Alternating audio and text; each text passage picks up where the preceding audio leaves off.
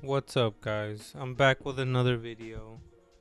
My last video got a pretty good response, so I thought I'd make another one.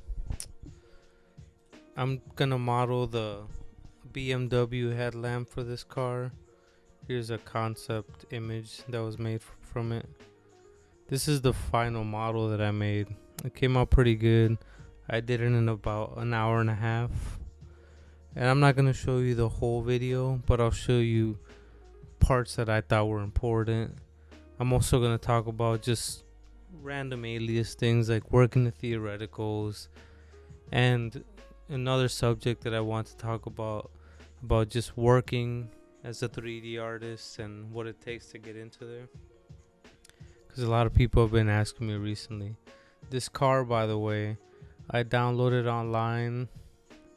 I'll put the link to where you can get it. The guy that did it did a really good job. I think he did it in 3D Max and in NURBS, and it came out really good. So I deleted the lamps though that he had on there, and I made my own. So here I'm starting off by starting off with curves, right? How you should be starting off with adding lead in, and just trying to use the profile of the car to start what I'm doing, using the car as a reference, because obviously the lights are a part of the car, so we need to make sure that we have the same feeling, the same kind of lines that the car has.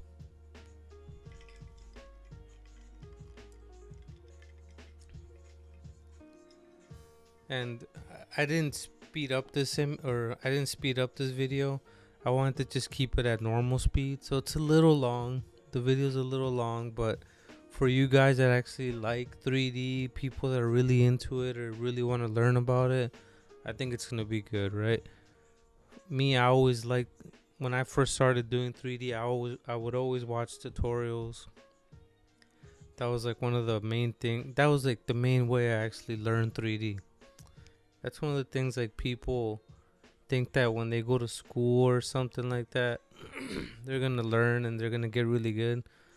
But at the end of the day, it's really like what you do, how much time you put into it, and basically watching these tutorials is gonna help you, but only you can really make yourself good. You dedicating yourself to your craft and being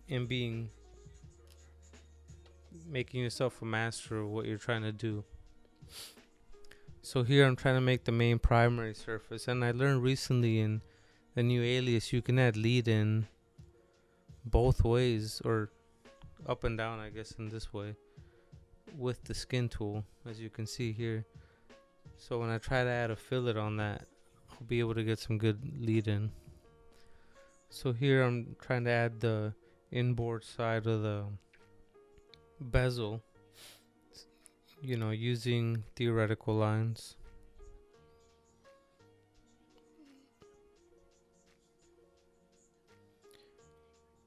Adding some crown. Nothing's flat, so we always need to add crown, and preferably lead in. Sometimes in the beginning you don't need to add lead in because you're just trying to get the shapes down, so it's okay. But as you start going deeper into your project, you definitely want to add some lead in.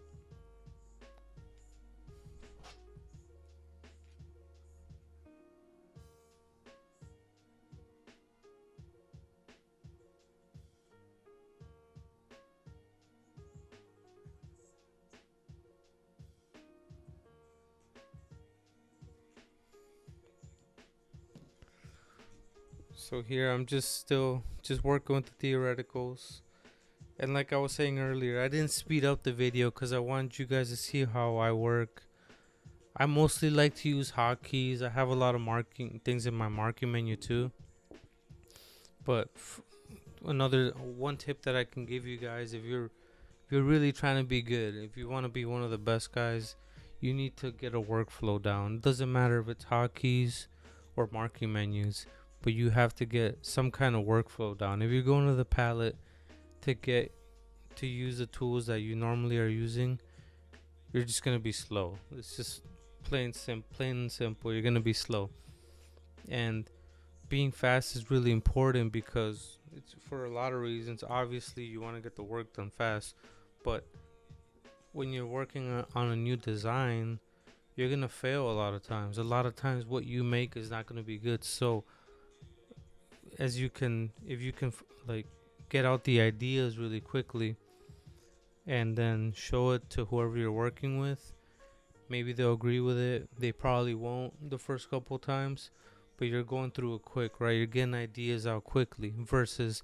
spending a whole day working on something and it's just wrong, versus doing like 5 different designs in a day or 6 just because you're really fast, right? So here I'm adding the next part of the bezel. Here I came into a problem because, as you saw right there, I had a break in the surface because I was trying to add an extra surface. I ended up just extending the main primary surface and trimming it out, as you'll see right here. I did that so I didn't have to deal with the break, and I had a clean surface just going all the way up to the top where that theoretical starts, as you can see there with the highlights. And I don't have a break anymore. If I had that break, I would have had to deal with the blend that went in between there. I ended up duplicating all the curves on the bezel, pushing them back, and then offsetting them. First I cut them off so I can get them to a theoretical point. Offset or make sure all the lead-in's good. You know, it's okay. I wasn't gonna stress over it. Just a small project here. Nothing too serious. Then I was gonna offset them because we can never have anything flat. Most our plastic parts are always being injected molded, so there always needs to be some kind of draft angle. Nothing will be flat. Well, I guess depending on the die vector, but so I end up just extending the curves once I offset them, cutting them.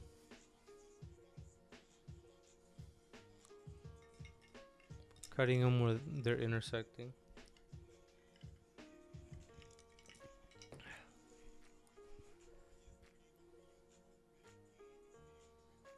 But once I offset them, some of them came off the plane that they were originally on.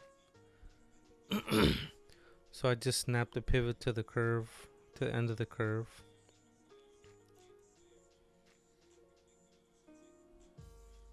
Snap it to the other curve. Snap the pivot to the end of the curve. Snap it. Put the pivot to the end of the curve and snap it. Just keep doing the same thing, basically. And then use the transform curve tool, not the stretch tool. Don't get it confused. That is not the stretch tool for you more advanced alias users. For those that don't know what I'm talking about, look it up. Transform curve tool. It's called something like that. It's underneath the stretch tool options. It's in that menu. It works a lot better. So here I just started skinning everything, or skinning between the original surfaces that I had and to the curves.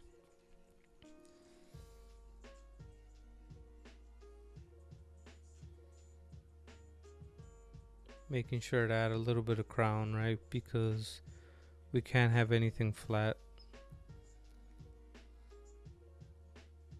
And notice everything that I'm doing is to theoreticals. I'm not building anything just to tangent lines. Keeping it simple. Sometimes we overcomplicate things way too much in Alias, or just with 3D modeling in general. It doesn't matter if you're poly modeling in ZBrush, NURBS. Sometimes we're overcomplicating things way too much. Here I'm just keeping it simple and it's working out really good.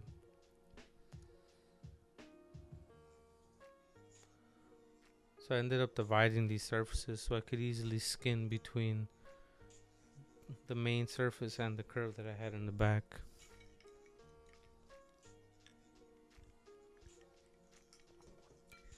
And guys, if you guys like the video, then like it, subscribe, and write some comments so I can keep making more. The first video had a really good response, so I thought I'd make another one. So here I was trying to make the transitional surfaces, or the blends, fillets, what you want to call it. I like using the tubular offset sometimes.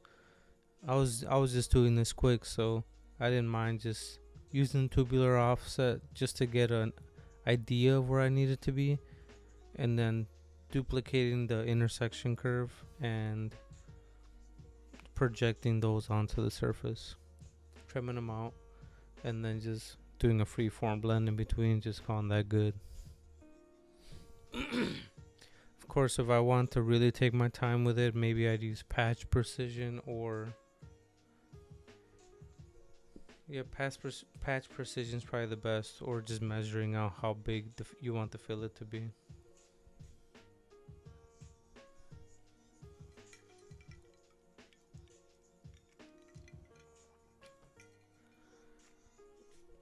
So again, this was my first shot at it, so I wasn't really stressing over if everything had great lead in or if the blends were the right size. I was just trying to get a nice picture in, and I thought I was doing a good job at it, so I kept going.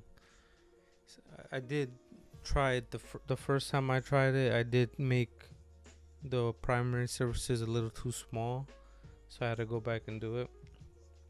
So it might have took a little longer actually than an hour and a half, but this version probably took around that long. And see, as you can see here, like, we're just speeding through. This is what I'm talking about with having a good workflow down. When you get a good workflow down, you can go through things really quickly and just get the ideas out quick.